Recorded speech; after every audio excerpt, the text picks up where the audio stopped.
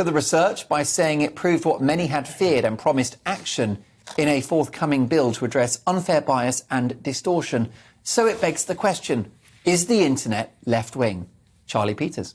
It definitely is, but I'm not entirely sure about this project they've got here. It certainly seems to me to be the case that if you Google Boris Johnson now, you're probably going to find more negative and hostile coverage at the minute. I mean, if you tried maybe 2 years ago, I mean, even The Guardian would have to, bow down and accept he was on the right track. But nowadays, it's very difficult, I think, to find positive coverage of the Prime Minister. Even The Telegraph, which is let's be honest, essentially, the party's production organ for good comms and media, it's struggling to find the right line to take, I think, is battling his cabinet very fiercely. But, the bigger question, is the internet too left-wing? Yes, because, generally speaking, internet users tend to be younger, they tend to be more intelligent, they tend to be more educated, and I think all of these things generally correlate. And what you mean by that is, you don't mean that they're better than people that... no, it's not a moral value. It's not a moral value. They've been to university. There we go, yeah. They've got those values. Sure, it's not necessarily... I'm not judging people as better than other people because they've been educated at university. I actually tend to do the opposite. It's just the case that you find more of these people online and therefore you'll find kind of an audience skew towards the left because of that.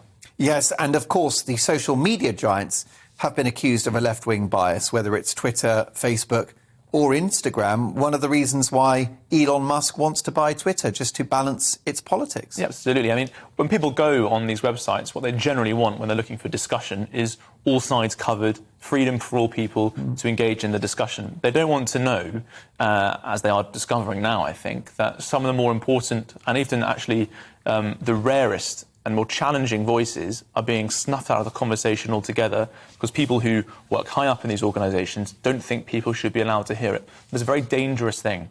And now, of course, these are private organisations. They can do what they want in terms of how they organise their audiences, how they organise their policies.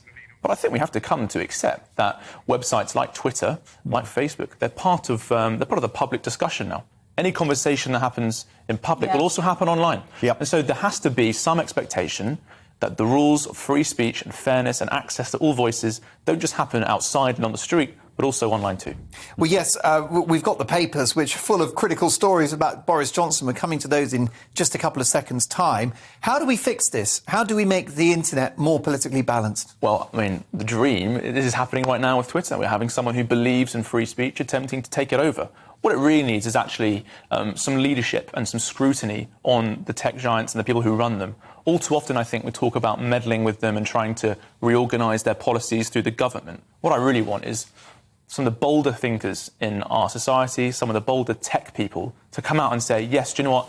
I believe in freedom and openness, and I'm willing to take a stand and promote free speech. That's what Elon's doing. And obviously it's caused a ginormous reaction because the people who can control the conversations are very distressed to find out that the power's not in their hands anymore. Elon, first name terms. Hashtag best buddy.